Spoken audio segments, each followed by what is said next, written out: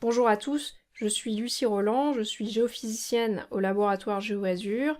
Je travaille pour la mission InSight afin de mieux comprendre comment les ondes se propagent sur Mars. Dans cette vidéo, je vous guide pour les réponses au quiz de la semaine 3 de InSight à la maison. Ceci est une initiation à la sismologie martienne. Commençons avec le quiz 12. Alors le quiz 12, vous avez 4 questions sur les caractéristiques des ondes sismiques. Les ondes sismiques, il y en a de 3 types. Les ondes P, les ondes S et les ondes de surface. Les ondes P et les ondes S sont des ondes de volume. Ces ondes de volume vont plus vite que les ondes de surface, ce qui vous permet de répondre à la première question. Ensuite, les ondes P sont-elles des ondes de cisaillement? Non, les ondes P ne sont pas des ondes de cisaillement, ce sont des ondes de compression. Les ondes S vont-elles toujours moins vite que les ondes P? Eh bien c'est vrai, elles arrivent toujours après les ondes P. Les ondes S ne sont pas enregistrées par la station D. Pourquoi? Eh bien la raison, c'est qu'elles ne peuvent pas se propager dans le noyau liquide. Vous avez les réponses aux questions du quiz 12 ici. Pour le quiz numéro 13, nous mettons le cap sur la Lune. Vous avez ici 3 enregistrements d'un événement qui a eu lieu lors de la mission Apollo 17. C'est l'enregistrement de l'impact dû au dernier étage de la mission Apollo 17. Elle a été enregistrée par 3 stations, les stations 12, 15 et 16. Alors, pour répondre à cette question, il fallait d'abord regarder où se trouvent ces stations sur la carte. Je vous les indique ici entourées en rouge. Il fallait aussi voir que les ondes P arrivent à différents moments sur chacune des stations. Elles arrivent d'abord à la station 12, ensuite à la 16 et ensuite à la 15. Donc l'impact, on s'attend à ce qu'il soit plus proche de la station 12. Et on pouvait donc hésiter entre les points A et C, mais comme la deuxième station a observé donc l'onde P et la station 16, on choisit celle qui est plus proche de la station 16, c'est-à-dire le point C. La bonne réponse est donc la troisième, le moteur est tombé au point C parce que les sismogrammes montrent bien les stations les plus proches et les plus lointaines. La deuxième question consiste à savoir quelle est la réponse incorrecte concernant les délais TP-T0. Alors, il faut savoir que la vitesse des ondes P est de l'ordre de 1 km par seconde. Les ondes P se propagent dans toutes les directions et les ondes P s'atténuent en se propageant. Donc la réponse fausse est que plus les ondes P parcourent de longues distances, plus elles vont vite, ce qui est vrai en tout cas à ces échelles.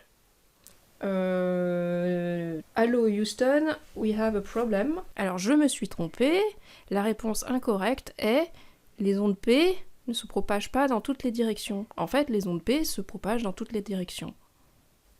Enfin, un petit peu d'histoire, il n'y a pas de sismomètre sur la Lune qui est nommé station 13. Pourquoi? Eh bien, la mission Apollo 13 a eu un problème technique, le fameux Hello Houston, we have a problem, et les astronautes n'ont pas pu mettre le pied sur la Lune. Pour le quiz niveau 14, il nous amène sur Mars. Alors, contrairement à la Lune, il n'y a pas de réseau sismologique sur Mars. La station sismologique est donc assurée par le sismomètre CEIS de la mission InSight.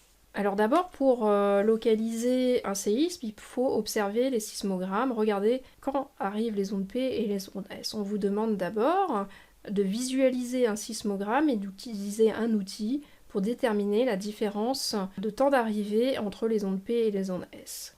Vous allez donc sur l'interface web qui est MarsView, ce qui vous permet d'aller sélectionner le sismogramme du sol 235 et de regarder les temps d'arrivée. Vous pouvez cocher temps d'arrivée afin d'être plus précis et de regarder quand arrive l'onde P et l'onde S. Donc la P à 185 secondes et l'onde S à 341 secondes. La différence est de 156 secondes, ce qui vous permet de valider la première réponse à la question 1, qui est 157 secondes. Alors cette différence de temps, les sismologues l'utilisent pour déterminer la distance. On utilise ce temps pour ensuite aller le reporter dans ce qu'on appelle une odochrone. Une odochrone est une table d'horaires. Alors on a les horaires des trains, et les sismologues ont les horaires des ondes sismiques. Vous avez un train qui va plus vite que l'autre, un train d'onde, les trains d'onde P, et c'est ce qu'on voit ici sur l'odochrone indiqué. On peut reporter donc c'est 157 secondes, on regarde quand est-ce que l'onde P et l'onde S sont à 157 secondes l'une de l'autre, c'est à une distance d'environ 1500 km. Et c'est la bonne réponse. Alors le quiz 15 vous permet de connaître dans quelle direction la source sismique se trouve. Alors on utilise pour ça les différentes composantes du sismogramme. Vous avez ici un zoom du sismogramme précédent, donc en vertical, mais aussi les deux autres composantes, la composante N et la composante Est. C'est l'horizontale qui vous donne la direction d'arrivée. Ce que l'on voit, c'est que c'est sur la composante S que l'on a un mouvement plus important lors de l'arrivée de l'onde P. Ça veut dire que l'onde vient soit de l'Est, soit de l'Ouest.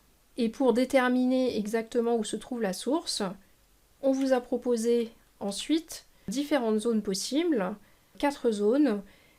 Alors, elles sont à la fois sur le cercle de 1500 km et il faut aussi qu'elles soient dans la direction Est-Ouest. Donc là, c'était assez facile, on avait 2 critères, et donc c'est la zone numéro 3 de la fosse Cerberus.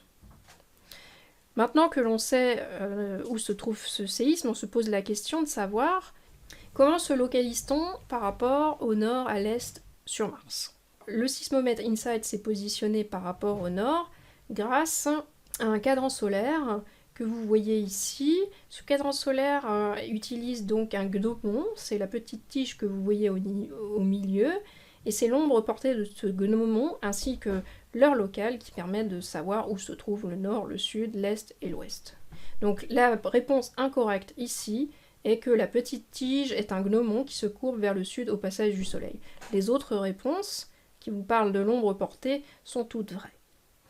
Alors pourquoi n'a-t-on pas utilisé une boussole pour aller se positionner ainsi sur Mars?